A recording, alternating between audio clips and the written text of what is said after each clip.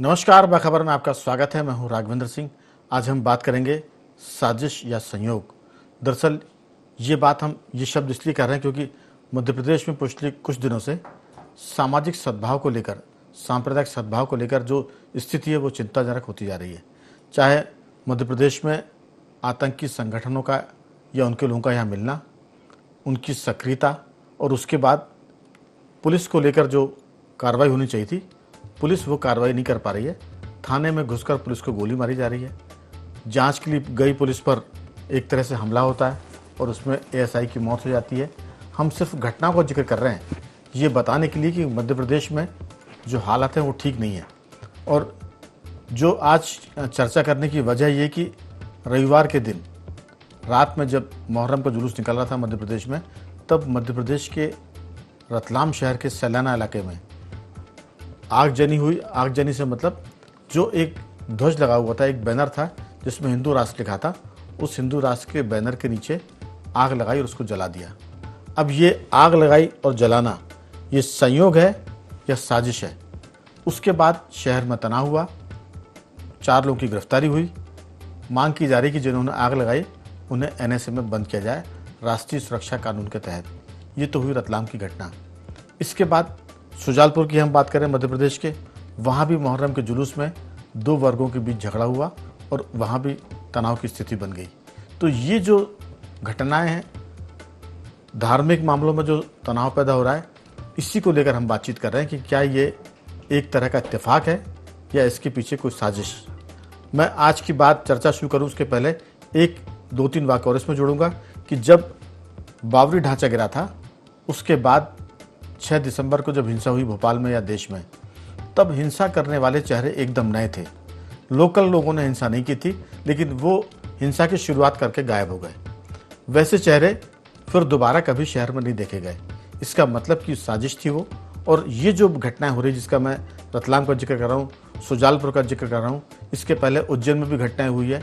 निमाड़ खंडवा की हम बात करें, खरगोन की बात करें, वहाँ भी सांप्रदायिक तनाव हो रहे हैं। और इसी के पीछे आज चर्चा का मुख्य बिंदु है कि ये साजिश है या इत्तेफाक। चर्चा के लिए हमारे साथ जुड़ गए हमारे 4 मेहमान। मध्य प्रदेश के वरिष्ठ पत्रकार श्री रमेश शर्मा जी स्टूडियो में हैं। रमेश जी, आपका बहुत बहुत स्वागत है। इसके अलावा जयपुर से जुड़े हैं टेलीफोन लाइन पर सूरज सोनी जी, सामाजिक कार्यकर्ता। सूरज जी, आपका स्वागत है। खंडवा से सामाजिक कार्यकर्ता माधुरी शर्मा जी हमारे साथ जुड़ी हैं। माधुरी जी, आपका भी स्वागत है। और नई दिल्ली से हमारे साथ सामाजिक विशेषज्ञ और राजनीति के जानकार नागेंद्र सिंह परमार जी हैं। नागेंद्र जी, आपका भी बहुत बहुत स्वागत है। इस मुद्दे पर चर्चा की शुरुआत में शर्मा साहब आपसे करना चाहता हूं कि भारतीय समाज में बहुत सारी विद्रूपताएं हो सकती, विसंगतियां हो सकती, विषमताएं हो सकती है, लेकिन आज़ादी के बाद जैसे भी हालत रहे हों, लड़ते झगड़ते दोनों समुदाय के लोग साथ रहें, हिंदू मुसलमान चाहे और दूसरे दीगर हो। लेकिन अब जो बात हो रही है 75 साल के बाद, वो बड़ी सोची समझी अंतर्राष्ट्रीय स्तर की साजिश लगती है, जिसमें चीन, पाकिस्तान और हम कह सकते हैं कि खाड़ी के कुछ देश भी शामिल होंगे इसमें, जो भारतीय सद्भाव को एक तरह से खत्म करना चाहते हैं। ये तो यहाँ की मिट्टी और हवा पानी का असर है कि वो खत्म नहीं हो पाता।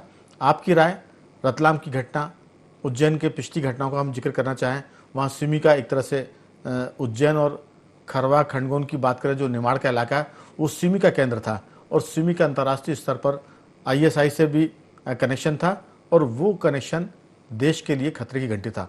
आपकी राय, क्या सोचते हैं इस तरह की घटनाओं पर? देखिए, मोटे तौर पर ये सारा जो तनाव फैलाने की है, ये मुझे कुछ योजना पूर्वक साजिश लगती है। उसका एक कारण है कि जब से भारत ने थोड़ी सी प्रगति की है और दुनिया के कई देशों पर अपना प्रभाव जमाया है, तब से कुछ सामाजिक अशांति फैलाने का कुछ षड्यंत्र शुरू ही हो गया।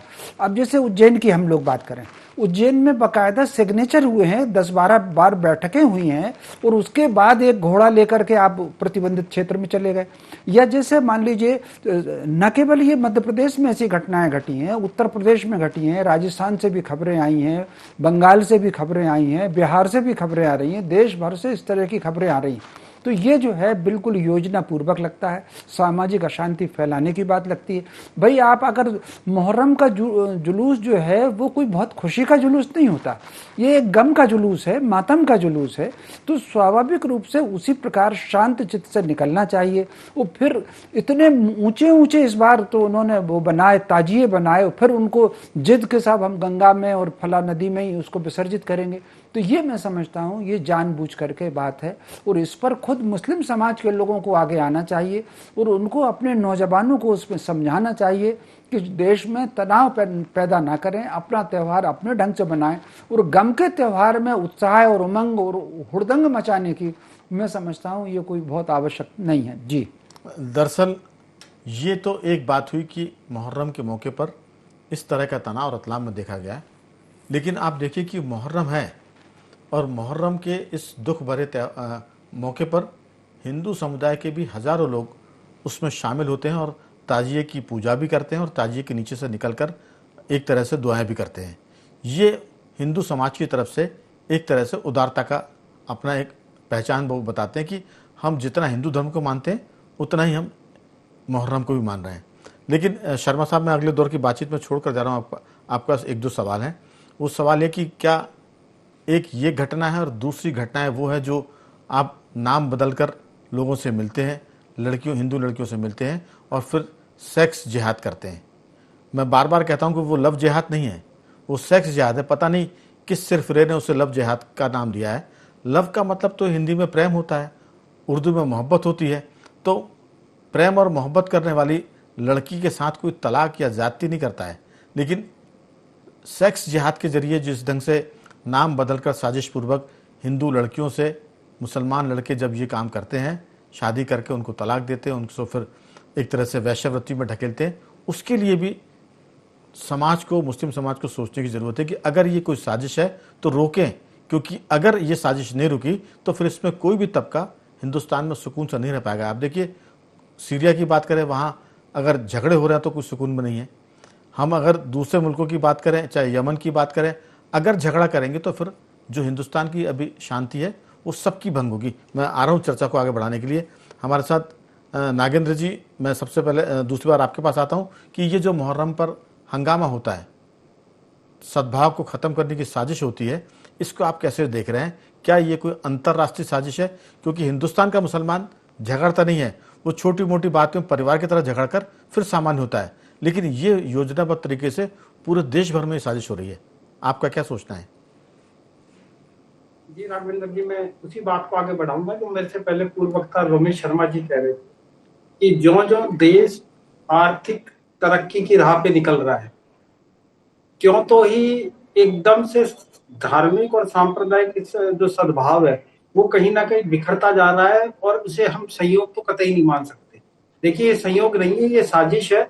और मुझे भी लगता है कहीं ना कहीं कि ये अंतर्राष्ट्रीय स्तर पर रची गई साजिश है, क्योंकि भारत में तो बहुत लंबे समय से, चलिए छोटे मोटे तनाव या बातों में मतभेद हो जाते हैं, लेकिन हिंदू मुस्लिम सिख ईसाई परस्पर बहुत मिलके रहते रहे हैं। अब अकारण पिछले कुछ वर्षों से ऐसा क्या हो गया कि कहीं आप जो कह रहे हैं लव से सेक्स जिहाद है, कहीं धर्मांतरण करवाने को लेके रेट फिक्स किए जाते हैं, गाहे बगाहे खबरें आती कि इतना फलाना पैसा इस जाति के से आप लव जिहाद करेंगे, शादी करेंगे, धर्म परिवर्तन कराएंगे तो आपको दिया जाएगा। कहीं इस तरह अश्लील वीडियो बनाने की एक कड़ी आती है, उसमें भी समुदाय विशेष के लोगों का नाम आता है, करता है। तो ये कहीं ना कहीं साजिश है, इसे हम संयोग तो कतई नहीं मान सकते। और देखिए, धार्मिक आयोजन में विशेष रूप से मुहर्रम में ताजिए का निकाला जाना, ताजिया जहां तक मैं समझता हूँ अरबी शब्द का है, और जिसमें का मतलब ही गम या संवेदनाएं जताना है। ताजिए और मुहर्रम का महीना वो महीना है जिसमें इमाम हुसैन की शहादत को लेके, उनके अदसम में साहस को लेके, अन्याय और जुल्म के खिलाफ उनकी लड़ाई को लेके, और समाज में इंसानियत, भाईचारे और सद्भाव को बढ़ाने का ये त्योहार है। ऐसे में अकारण इस तरह की चीजें जो देश विरोधी हैं वो कहाँ से आ जाती है? अनायास तो नहीं आती, वो कहीं ना कहीं प्लान की जाती है। और आपकी बात बिल्कुल ठीक है कि इनके पीछे कुछ चेहरे ऐसे होते हैं जो अचानक आते हैं, इस तरह का सांप्रदायिक उन्माद करके वो तितर बितर हो जाते हैं, और उसकी गाज गिरती है एक समुदाय के ज्यादातर उन लोगों पे जो स्थानीय रूप से होते हैं, करते हैं। इसको सोचने और समझने की हमें बेहद जरूरत है। और किसी भी धर्म की, धर्म कोई भी हो, किसी की धार्मिक कट्टरता है वो देश के लिए कतई अच्छी नहीं है। अगर धार्मिक कट्टरता किसी देश में पनप जाती तो आप समझिए उस देश का सर्वनाश होना तय है, उस बिल्कुल देश का विकास अवरुद्ध होगा, नागेंद्र उस जी, देश के दरअसल नागरिकों का आपस की समन्वय खत्म जी, होगा। कट्टरता होनी चाहिए तो वो राष्ट्रभक्ति की कट्टरता होनी चाहिए, क्योंकि देश पहले है और धर्म बाद में है। ये हम किसी उपदेश की बात नहीं कर रहे, लेकिन जिन देशों में देश पीछे चला गया वो देश बर्बाद हो गया। लेकिन मैंने चर्चा की शुरुआत में कहा था कि आप सीरिया देख लीजिए, यमन देख लीजिए, इराक देख लीजिए, या जितने भी ऐसे मुल्क हैं, चाहे वो मुस्लिम देश हो या दीगर देश हो, जहाँ हिंसा हुई है वो पिछड़ गए हैं। फिर इतिहास के पन्नों में वो दर्ज हुआ कि कभी ये खुशहाल देश हुआ करते थे। मेरे साथ सूरज जी भी हैं। सूरज जी, आपका वास्ता राजस्थान से है, लेकिन मैं चर्चा में ये जरूर जोड़ूंगा कि अक्सर मुहर्रम पर हिंसा की घटनाएं होती थी उत्तर प्रदेश में, लखनऊ में, लेकिन आप देखिए कि सुखद आश्चर्य यह है कि वहाँ इस तरह की घटनाएं अब बंद हो गई हैं या यदा कदा होती है, और होती है तो बहुत मामूली स्तर पर होती है, जो खबर भी नहीं बन पाती, चर्चाओं में भी नहीं आती है। अगर यूपी जैसा राज्य इस मामले में शांतिपूर्ण हो सकता है तो फिर देश के हर राज्य को शांति का रास्ता अपनाना चाहिए। फार्मूला उत्तर प्रदेश का अपनाएं, पूरे देश में शांति की स्थिति बहाल हो जाएगी। सूरज जी, आपकी राय, फिर मैं आता हूं माधुरी शर्मा जी की तरफ। देखिए, निश्चित तौर पे जब कानून व्यवस्था बिल्कुल कसावट भरी होगी और उस पर नजर रहेगी शासन प्रशासन की, तो मैं समझता हूँ कि उत्तर प्रदेश एक रोल मॉडल के रूप में ही उभरा है पूरे भारत के अंदर। और अन्य जो राज्य जहाँ इसकी पालना हो रही है वहाँ जो हिंसा की घटनाएं इनमें कमी आई है, और जहाँ कहीं ढील दी गई है या शासन प्रशासन चुस्त पुरुष नहीं रहा है, सूचनाओं का आदान प्रदान में कहीं कमजोर रहा है और कानून की पालना कराने में नाकाम रहा है, वहाँ ऐसी घटनाओं में बढ़ोतरी हुई है। राजस्थान में भी 2-3 वर्षों पहले ऐसी घटनाएं निरंतर रही है, चाहे उदयपुर के अंदर रहा हो, चाहे अजमेर के अंदर रहा हो, चाहे जयपुर के रामगंज के अंदर रहा हो, चाहे कोटा के बारा में रहा हो, जहाँ खुलेआम तलवारें लहराते थे और जो है हमले दूसरे धर्म संस्थानों पे लोग करते थे मुहर्रम के दौरान। ऐसी घटनाएं इस बार नहीं हुई है, पिछली बार भी नहीं हुई है। तो मैं समझता हूँ कि उत्तर प्रदेश से सीख लेकर के राजस्थान के जो प्रशासनिक लोग हैं उन्होंने जो है अपनी इच्छा शक्ति दिखाई है, विल पावर दिखाया, और उसी का परिणाम है। लेकिन मैं एक बात यहाँ पे रखना चाहूंगा राघवेंद्र जी कि ये जो जिहाद की बात की जाती है, ये आपने बहुत सही कहा, पहले भी चर्चा में आया था और अभी भी आपने कहा कि लव जिहाद तो हो ही नहीं सकता। क्यों? लव तो एक प्यार होता है, स्नेह होता है, मोहब्बत होती है, तो उसमें जिहाद कहाँ से आ गया? और ये जो संस्कृति कल्चर की जो बात हो रही है, जिसको मैं मुगलाई कबीलाई संस्कृति बोलता हूँ, ये इसमें तो ये शब्द है ही नहीं। आप देखिए राजस्थान के अंदर चाहे रणथंभौर रहा हो, चाहे चित्तौड़ रहा हो, पद्मनी का इशू रहा हो, इनका जो मेन मोटिव था वो ये था कि कैसे भी हिंदू महिलाओं को अपमानित किया जाए, और ये इज्जत जिहाद के रूप में इसको लेते थे। रणथंभौर में भी हमला हुआ तो ऐसे ही हुआ, और चित्तौड़ के अंदर भी हमला हुआ तो इसीलिए हुआ कि महिलाओं को अपमानित करने के बाद में जो लोग यहाँ के राजस्थान के आन बान शान से लवरेज लोग होते हैं वो गुस्से में किले से बाहर आ जाएंगे और हम हमला कर देंगे। तो ये लव जिहाद की बात तो है ही नहीं, क्योंकि अलाउद्दीन खलजी ने भी उस समय किया था तो वो तो एक नपुंसकता इंजड़ा था, तो ये संभव नहीं था। लेकिन ये जो पॉलिसी इनकी है, ये एक इज्जत जिहाद और ये इस तरह का है कि अपमानित करो दूसरे धर्म के स्त्रियों को। और मैं तो ये कहता हूँ कि इस तरह के जो कबीला ये आतंकवादी है, ये ठीक बात है, इनका कोई धर्म नहीं होता है, तो हम किसी को एलिगेट नहीं कर रहे हैं। लेकिन धर्म जब हो जाता है, जब कोई आतंकवादी मर रहा है या कोई दंगाई मर रहा है, तो उसकी कब्र पे जब नमाज होती है तो वो एक धार्मिक रूप ले लेता है, तब उसका धर्म। मैं लौटता हूँ सूरज जी आपके पास से। दरअसल पुलिस का खौफ गुंडे बदमाशों में अगर होगा तो फिर इस तरह की हरकत करने वाले लोग डरेंगे। दरअसल जब पुलिस का खौफ खत्म होता तब ये बातें आती है। लेकिन बात वही है कि जब भी कहीं घटना होती, चाहे बांग्लादेश की बात करें, हम पश्चिम बंगाल की बात करें, पश्चिम बंगाल के हम मुजफ्फराबाद की बात करें, वहाँ भी जब भीड़ आती है तो वो बलात्कार ही क्यों करती है, माँ बेटियों बहनों को ही क्यों शिकार बनाती है अपनी हवस का। ये बहुत गौर करने की बात है कि एक संप्रदाय जब हिंसा करता है तो वो बलात्कार सबसे पहले करता है। मेरे साथ खंडवा से निमाड़ की माधुरी शर्मा जी हमारे साथ जुड़ गई, सामाजिक कार्यकर्ता। माधुरी जी, पुलिस अगर सख्त होती है तो फिर गुंडे डरते हैं और बलात्कार जैसे अपराध करने वालों की भी पुलिस एक तरह से हवा टाइट कर देती है। आपकी राय, ये धार्मिक मौक़ों पर, जुलूस जलसों पर हिंसा किस ढंग से देखती? क्योंकि खंडवा खरगोन तो ऐसा इलाका है जो सिमी का गढ़ भी रहा है और वहाँ अक्सर धार्मिक मौक़ों पर हिंसा की घटनाएं आम होना है, आपकी राय? बिल्कुल सही है राघवेंद्र जी। वैसे तो अगर कहे जाए तो भारत में अब हिंदू मुस्लिम मतभेद एक जटिल मुद्दा बन गया है, जिसके बहुत सारे ऐतिहासिक कारण है, सामाजिक और राजनीतिकरण है। इन मतभेदों को समझने के लिए विभिन्न कारकों पर हमें विचार करना होगा। सबसे अधिक जो कहना चाहिए, धार्मिक जो विश्वासों में जो अंतर है, धार्मिक ऐतिहासिक घटनाएं हैं, सामाजिक विभाजन है और राजनीतिकरण इसमें शामिल है। तो कहीं ना कहीं इस तरीके की घटनाएं जो आज हम देख रहे हैं, हम जो अपन जिस टॉपिक को लेके आज हम बात कर रहे हैं कि रतलाम में कुछ मुहर्रम के समय जो घटना हुई कि ध्वज जल गया, या उज्जैन में कुछ इस तरह की घटना हुई, या लगातार इस तरीके की घटनाएं होती आ रही हैं देश में। तो वास्तविकता तो यही है कि कहीं ना कहीं ये जो माहौल जो बन गया है हिंदू मुस्लिम मतभेद का, जो क्या कारण है इसके पीछे में जाने की बहुत जरूरत है। और दूसरा ये है कि अगर मान लो हमारे मध्य प्रदेश की अगर हम बात करते हैं और ये दो जगहों की घटनाओं की बात करते हैं, तो हमें पहले ये देखना होगा कि हमारे मध्य प्रदेश में 55 जिले हैं। 55 जिले में से 55 जिलों में ही मुहर्रम के जुलूस निकले हैं। केवल घटनाएं कहाँ 2 जगह घटित हुई हैं, केवल एक रतलाम में या एक उज्जैन में।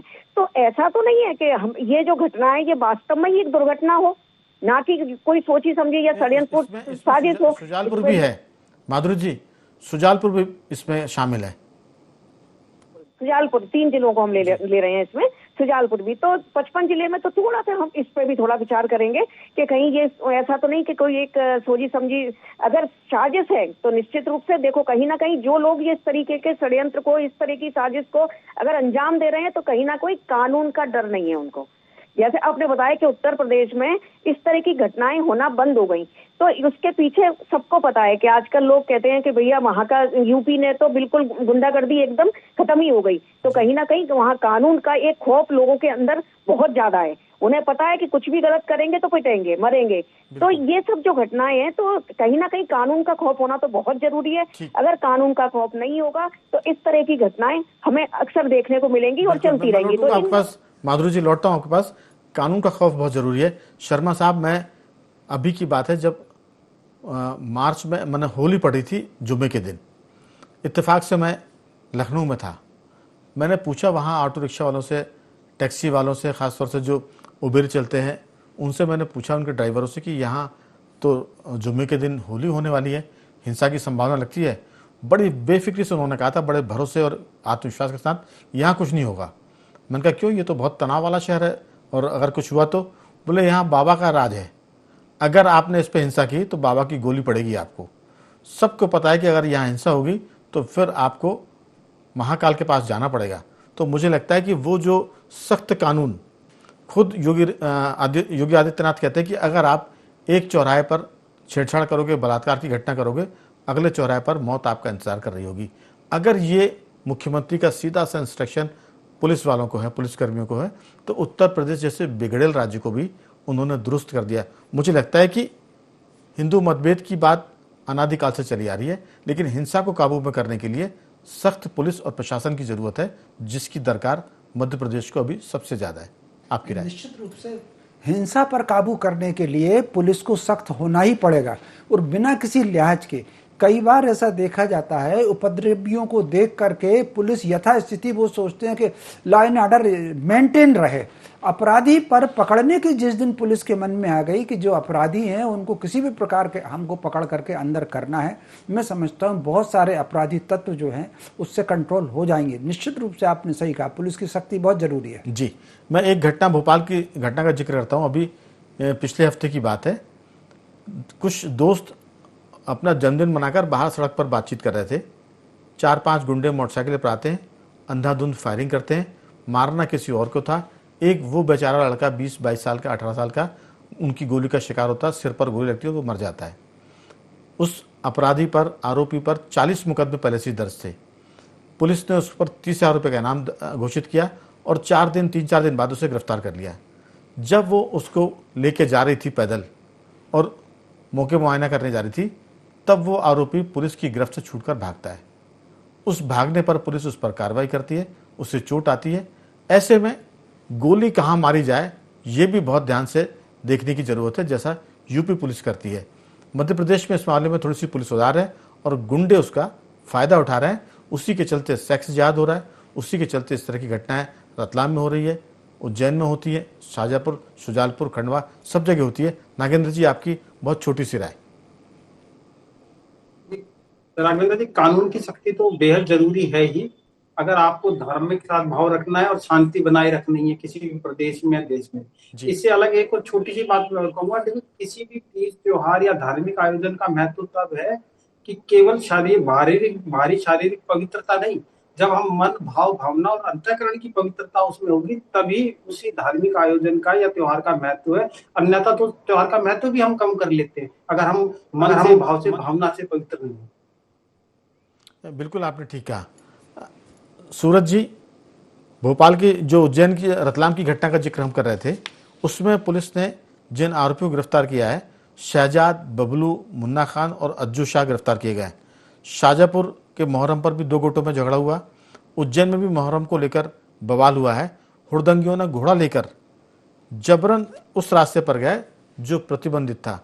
अगर ये हिमाकत वो कर रहे हैं, इसका मतलब कि पुलिस अभी उतनी सख्त नहीं है जितने गुंडे बदमाश हैं। मुझे लगता है कि एक एसपी भोपाल में हुआ करते थे, पन्ना लाल, वो कहते थे कि सबसे बड़ा गुंडा पुलिस है। अगर पुलिस है तो गुंडों को घर में चले जाना चाहिए। और उनका कहना था कि मैं जिस जिले में जाता हूँ, गुंडे बदमाशों से कहता हूँ कि वो मेरा जिला छोड़कर चले जाए, क्योंकि अगर गुंडागर्दी होगी तो मैं हूँ, मुझसे बड़ा गुंडा कोई नहीं है। तो पुलिस इतनी बड़ी कार्रवाई करे कि गुंडों के भीतर पुलिस का खौफ हो जाए, दहशत हो जाए, उसकी कमी से ही सब होती है। आपकी बहुत छोटी टिप्पणी। सूरज जी, देखिए, आपने बिल्कुल ठीक कहा है। कांटे को कांटे से निकाला जाता है, लोहे को लोहे से दबाया जाता है। ये जो कहावत है, ये चरितार्थ होती है कि जब पुलिस सख्त हो रही है और अपराधियों के प्रति पूरी तरीके से कठोर कार्रवाई जहाँ पे होती है, तो मैं समझता हूँ कि इस तरह की घटनाओं में निरंतर कमी आती है। लेकिन कहीं भी ढिलाई रहती है, चाहे आईबी के स्तर पे, चाहे इंटेलिजेंस के स्तर पे, चाहे सूचनाओं के आधार पे, तो ऐसी घटनाएं होती है। लेकिन सबसे बड़ी बात यह कि जो ऐसी घटनाओं को अंजाम देने वाले लोग हैं, उनकी सोच क्या है, उनकी कल्चर क्या है, तो इसको भी देखना पड़ेगा। उत्तर प्रदेश के अंदर आप देखिए कि 7-8 साल पहले ये घटनाएं आम थी और होती थी। मोहर्रम के दौरान पे, बकरीद के दौरान पे ऐसी घटनाओं को अंजाम दिया जा रहा था। लेकिन जब से प्रशासन सख्त हुआ है, तो हम देख ही रहे हैं कि रिजल्ट क्या आ रहा है। आज जो है वहां से गुंडे, बदमाश, दंगाई निकल के दूसरे राज्यों में पलायन कर रहे हैं या कर चुके हैं।